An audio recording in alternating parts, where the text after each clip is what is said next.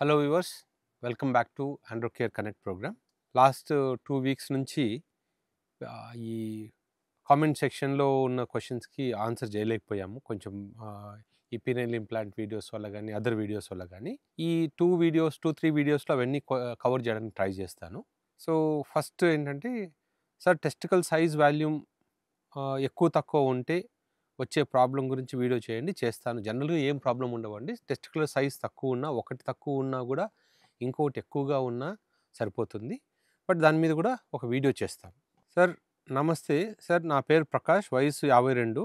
Prostatitis వల్ల urine ఆగిపోయే అవకాశం ఉంటుందా? నాకు బీపీహెచ్ మరియు ప్రీమెచ్యూర్ ఎజాక్యులేషన్ ఉంది. యూరాలజిస్ట్‌ని కలిసాను. టామ్సిలోసిన్ ఓకే. డుటాస్టైడ్ కాంబినేషన్, టెడ్లాఫిల్, డెపాక్సిన్ కాంబినేషన్ ఇచ్చారు. ఇవి వాడొచ్చా? వాడొచ్చు అండి. టామ్సిలోసిన్, డ్యూటాస్టైడ్ అయితే రెగ్యులర్‌గా వాడొచ్చు. బట్ డ్యూటాస్టైడ్ మందు వాడడం వల్ల అంగస్తంభన ప్రాబ్లమ్స్ వస్తాయి.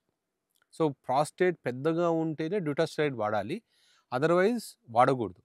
టామ్సిలోసిన్ వల్ల కూడా ఎక్కువ రోజులు వాడినప్పుడు ఏమవుతుందంటే, సీమెన్ అనేది బయటికి రాదు. వీర్యం బయటికి రాకుండా లోపలికెళ్ళిపోవచ్చు. డ్రై ఎజాక్యులేషన్ అంటారు. అందుకని సో, వీలైతే ఆల్ఫుజోసిన్ వాడొచ్చు. టామ్సిలోసిన్ కన్నా ఆల్ఫుజోసిన్ 10 మిల్లీగ్రామ్స్ డైలీ నైట్ ఏసుకోవచ్చు బెడ్ టైము. టెడ్లాఫిల్, డెపాక్సిన్ మీకు అవసరమైనప్పుడు వాడుకోవచ్చు. నాకు బీపీ ఉంది, టెడ్లాఫిల్ వాడొచ్చా? వాడొచ్చండి. బీపీ ఉన్నా, షుగర్ ఉన్నా వాడొచ్చు. సో, ఐస్ -4 ఉంది. ఆపరేషన్ చేయించుకున్నాను. టెడ్లాఫిల్ వాడొచ్చా అంటే వాడొచ్చండి. ఓన్లీ సైట్ ఉన్న వాళ్ళకి టెడ్లాఫిల్ వాడకూడదని ఏం లేదు. ఎవరైనా వాడొచ్చు. ప్రీమెచ్యూర్ ఎజాక్యులేషన్‌కి షాక్ వేవ్ థెరపీ అండ్ ఈడీకి ఓకే. ఒకవేళ ఎరెక్టైల్ డిస్‌ఫంక్షన్‌కి, ప్రీమెచ్యూర్ ఎజాక్యులేషన్‌కి షాక్ వేవ్ తీసుకోవచ్చండి. రెండిటికి తీసుకోవచ్చు. కాపోతే అప్పుడేందంటే పెనిస్‌కి దీనికి సెపరేట్‌గా ఇస్తారు. అంటే చిన్న ప్రోబ్ చేంజ్ చేసి ఇచ్చేస్తారు. Sir chronic prostatitis, bilateral seminal వెస్కులైటిస్ వల్ల ఈడీ వస్తుందా? సెక్స్ ఫీలింగ్స్ మూడ్ తగ్గుతుందా? సెక్స్ ఇంట్రెస్ట్ పోతుందా? షాక్ వేవ్ థెరపీ తీసుకుంటే ఇక్కడ క్రానిక్ ప్రాస్టైటిస్ వల్ల జనరల్‌గా ఈడీ వచ్చే ఛాన్స్ ఉందండి. ఎరెక్టైల్ డిస్‌ఫంక్షన్ వచ్చే ఛాన్స్ ఉంది గానీ, ఫీలింగ్స్ తగ్గవు.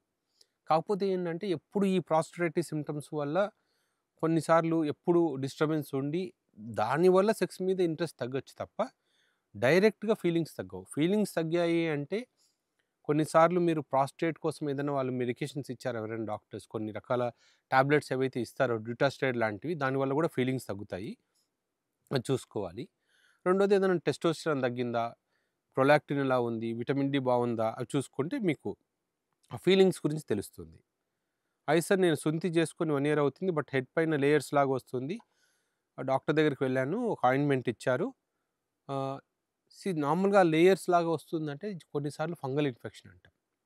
సో, ఫంగల్ ఇన్ఫెక్షన్ ఉంటే క్లోట్రిమజోల్ ఆయింట్మెంట్ ఒక మార్నింగ్, ఈవినింగ్ ఒక 10 డేస్ వాడితే తగ్గిపోతుంది. లేకపోతే ఒకసారి స్కిన్ డాక్టర్‌కి చూపించండి. సార్ నా ఏజ్ 65, నాకు ఈడీ ప్రాబ్లమ్ ఉంది. మెడిసిన్స్ వాడాను. షాక్ వేవ్ చేశారు. But no improvement. Can I go for implant?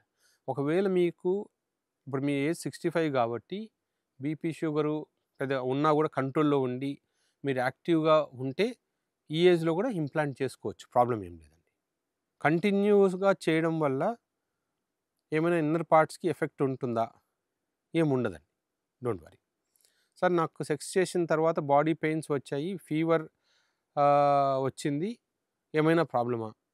ఏదైనా ప్రాస్టటైటిస్ ఉందేమో చూసుకోండి. ఎందుకంటే అట్లా ప్రాస్టటైటిస్ ఉన్నప్పుడు స్పెర్మ్ రిలీజ్ అయినప్పుడు ఫీవరిష్ సెన్సేషన్ ఉండొచ్చు. సో, చూసుకోండి. చెక్ చేసుకోండి.